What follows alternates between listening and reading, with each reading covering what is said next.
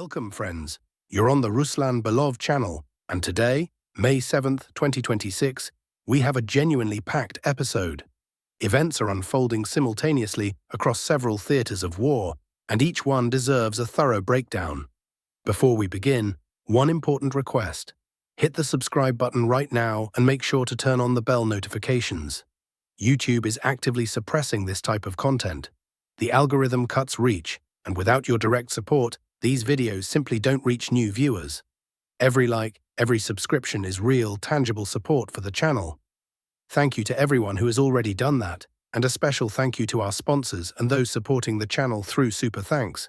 You make this analysis possible. Now, let's get into it. Sumi region, Krasnopilia district. The bridgehead expands. We start in the north, in Sumi region, specifically in the Krasnopilia district. As a reminder, a Russian bridgehead has existed here for some time, and it has been methodically, steadily expanding. Today brings concrete information. Russian forces have managed to level the front line and consolidate along the axis of Pokrovka, Novodmitrivka, Taratutin, with positions extending to the west of those settlements. What does this mean in practical terms? It means this line can now serve not merely as a defensive perimeter, but as a launch platform for further pressure along the Krasnopilia axis. The terrain here is favorable for offensive movement. Rivers provide natural reference lines, and crucially, a railway runs through this area, a railway of key logistical significance. This is precisely why military analysts are watching this sector closely. The northern grouping of forces has delivered arguably the most significant territorial results of 2026 so far, and all indications suggest this direction still has considerable untapped potential. Kharkiv direction. 3 points of pressure. We move to Kharkivshchina, where the northern grouping continues to operate along several simultaneous vectors. The first is the area of Sotnitske Kozache, where Russian forces previously established a small bridgehead. Today, the focus shifts to the neighboring settlement of Huryiv Kozachok. According to available information, this village is currently under exceptionally dense drone activity. The playbook here is well established and repeatedly proven. FPV drones and reconnaissance UAVs methodically clear the settlement of Ukrainian military personnel, suppress the defending forces, and then infantry moves into an already degraded position. The expansion of the bridgehead in this direction appears to be a matter of the near term. The buffer zone here will continue its creeping formation, with Azov and Baranivka likely to be next in line.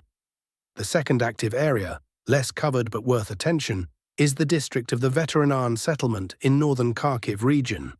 Advances by Russian units have been recorded here as well.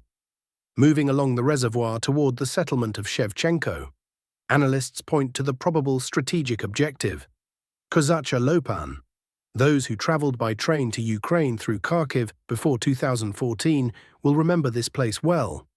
It was there that the Ukrainian border post was located, where documents were checked and passports stamped. Historically, it was a significant transit node, and bringing it under control would meaningfully alter the configuration of this sector.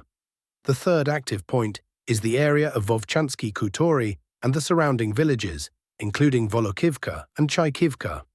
Advances here do not take the form of capturing new settlements, but steady, consistent pressure from Russian units is clearly documented. This year, this stretch has seen methodical, if unhurried work. No dramatic breakthroughs, but sustained and measurable progress. Lyman, an encirclement maneuver instead of a frontal assault. We move to the Sloviansk-Kramatorsk sector of the front, and here the operational picture is genuinely interesting. To understand what is happening, recall the situation as recently as May 6th. Russian positions already wrapped around Lyman from several directions, but the city held. Today brings information on advances by Russian units in the triangle of Brusivka, Stary Caravan, Lyman.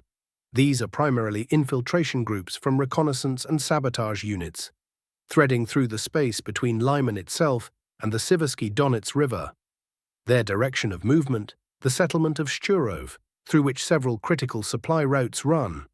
Routes that AFU uses to sustain its Lyman grouping. The logic of Russian operations here is transparent and well considered. Avoid an exhausting urban battle that would destroy an already battered city, and instead close an operational encirclement. If a breakthrough to Shurov is achieved, Lyman will be in complete logistical isolation. In that scenario, AFU will be left with a single option: withdrawal westward towards Siderov and Mayaki. The city, though damaged, would then pass to Russian control without destructive street fighting, which is valuable both tactically and from a humanitarian standpoint. And with Lyman secured, Russian forces would gain a far more advantageous springboard for a subsequent push towards Sloviansk. In parallel, advances are recorded in the area of Piskunivka, south of the Siversky Donets. Several days ago, pro-Russian sources published footage of Russian servicemen in the eastern part of this settlement, including flag-raising moments. Based on that material, an initial map correction was made on May 5th, and today it has been updated again. The movement vector points towards Starodubivka and Mykolaiivka. The latter is a key position in this stretch of riverland. It sits between the Siversky Donets-Donbas Canal and the river itself. Control over this area would close another AFU logistical corridor. Konstantinivka and Dobropilya directions, pressure from north and west. On the Konstantinivka direction, the map has not changed over the past day. Fighting continues, but no significant territorial shifts have occurred. That said, it is precisely here that one of the more strategically interesting Russian maneuvers in this sector is taking shape. This refers to the continuation of the advance along the Dobropilya-Druzhkivka arc. Today brings information that reconnaissance and sabotage groups are continuing to press northward, through Torske, Krasny Kut, Novomykolaivka, Vesele, Zoloty Kolodez and Hrushka, toward the T-0514 highway. This road carries critical importance. It connects Dobropilya, Kramatorsk and Druzhkivka, making it a key supply and operational maneuver artery for AFU in this sector. The Russian aim is to drive a wedge into this axis, fracture the continuity of AFU's defensive line, and gain the ability to operate either northwest toward Druzhkivka or northeast toward the Dobropilya salient, with the prospect of operationally encircling one of these cities. Somewhat to the south, on the southwestern Dobropilya direction, sometimes referred to as the Dnipropetrovsk axis, minor map corrections are also being made. Analysts are registering Russian advances and the formation of a grey zone around Hrishin and the outskirts of Pokrovsk. In essence, Russian units are currently engaged in the systematic construction of a buffer zone along the perimeter of these settlements, groundwork for future, more active pressure. Zaporizhzhia, Ukraine's counterattack gains momentum. The Zaporizhzhia direction today presents something atypical against the broader front picture. This is where Ukrainian forces are demonstrating the most active offensive operations. And this information is being confirmed by several authoritative pro-Russian sources with audiences in the millions. The focus is on AFU's western Zaporizhzhia counteroffensive in the area of Primorska, Kamenska and Stepnohirsk. According to available data, AFU has forced Russian units to fall back towards Stepnohirsk. More significantly, reports indicate that AFU's forward reconnaissance and assault groups have already entered the southern outskirts of Primorske and the northern edge of Stepnohirsk. A third battle for this settlement is effectively underway right now. The logic behind Ukraine's actions here is clear. The proximity of Zaporizhzhia city allows for rapid reinforcement, resupply and personnel rotation. This gives AFU an operational edge in this specific sector, and they are making full use of it. If pressure is sustained, Russian forces will likely be compelled to fall back southward along the M18 highway toward Kamenske in order to establish a more defensible line there. The Strait of Hormuz, between war and negotiation. Now, the Middle East, and here the situation warrants particular extended analysis, because what is happening in the Strait of Hormuz concerns the entire global economy. Let us recall the context. On February 28, 2026, the United States and Israel launched Operation Epic Fury, coordinated airstrikes on Iranian military and nuclear facilities, during which Supreme Leader Ali Khamenei was killed. Iran responded by closing the Strait of Hormuz. This narrow corridor, roughly 50 kilometers wide, in peacetime carries approximately 25% of the world's seaborne oil trade and around 20% of global liquefied natural gas exports. Its closure severed that artery overnight. The Islamic Revolutionary Guard Corps broadcast warnings to all vessels via VHF radio, dispatched patrol boats, laid naval mines, and began boarding and attacking commercial ships. According to Washington, roughly 23,000 seafarers aboard vessels from 87 nations found themselves stranded in the Persian Gulf. One tugboat was sunk. At least 17 merchant vessels were damaged, 7 of them abandoned by their crews, and 2 were seized. Iran simultaneously established its own customs regime, charging vessels it chose to allow passage fees exceeding $1 million per transit. On March 19th, the U.S. military launched an air campaign against Iranian naval assets in the strait. Then, on April 13th, following the collapse of the Islamabad talks, the United States imposed a full naval blockade on Iranian ports. The result was a historically unprecedented dual blockade. Iran closing commercial transit through the strait, the U.S. blocking Iranian port access from the sea. Oil surged to $126 per barrel. To appreciate the scale, this strait carries a third of China's oil needs, 12 to 14% of Europe's LNG, and up to 30% of global fertilizer exports. A few days ago, Trump announced Operation Project Freedom, the escorting of commercial vessels through the strait under U.S. Navy protection. The operation effectively stalled from the outset. In the first 24 hours, only 2 vessels were guided through, both with U.S. military security teams aboard, and both taking fire from Iranian forces. Trump then suspended the operation, citing great progress in peace talks. The real picture is somewhat more complex. Saudi Arabia denied the U.S. military access to its air bases, without which large-scale air cover for the escort operation was simply not viable. Prior to that, similar refusals had come from the United Kingdom and France. Both declined to allow use of their facilities in the Indian Ocean region. The UAE and Qatar signaled equivalent positions. The regional players' message is unambiguous. No one in this neighborhood wants any more strikes, rockets, or military operations. Either resolve this yourselves or negotiate. France, meanwhile, is making a distinctive move of its own. The aircraft carrier Charles de Gaulle has set course for the southern Red Sea.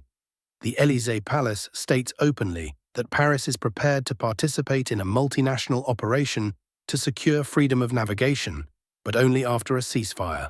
This is already part of the emerging architecture called the Maritime Freedom Construct, to which Washington is inviting its allies.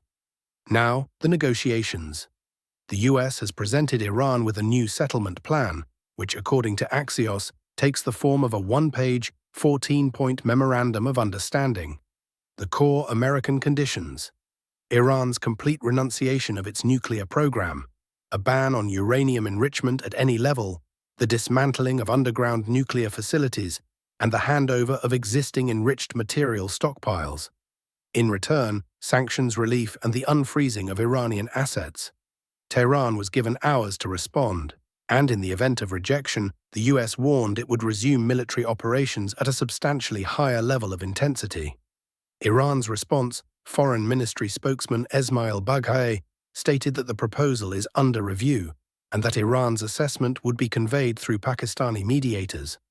Today, oil markets moved in both directions, initially falling more than 5% on market optimism, then recovering. Brent trades around $101 per barrel, WTI around $95. The market is in a state of suspension. Any signal of a breakthrough in talks would send oil sharply lower. A breakdown would push it back up. Beijing has officially entered the game. China has declared its readiness to provide Iran with full and comprehensive support, if necessary. Given that a third of Chinese oil historically flowed through the Strait of Hormuz, Beijing is deeply interested in a rapid resolution, but one that is not humiliating for Tehran. This significantly complicates Washington's negotiating position. Israel, meanwhile, maintains a state of permanent combat readiness. Tel Aviv makes no secret of its willingness to resume or continue Operation Epic Fury at any moment, including new strikes on Iranian energy infrastructure designed to force Tehran to capitulate. Israeli analysts have articulated their own red lines: dismantling Iran's uranium enrichment infrastructure, constraining its ballistic missile program, preventing the reconstitution of Hezbollah and Hamas, and ensuring the regime gains no political rehabilitation through any agreement. The bottom line on Hormuz today: the strait remains effectively closed to normal commercial shipping. According to S&P Global Market Intelligence, just one vessel transited yesterday. Today, none. Talks are ongoing but fragile. Every day that passes without a breakthrough costs the global economy billions of dollars. That is the picture as of May 7th, a dense day, and behind each of these flashpoints are real people, real decisions, and real consequences for the global order. Stay with us, and if this episode was useful to you, support the channel with a like and, of course, a subscription. See you in the next one. Take care.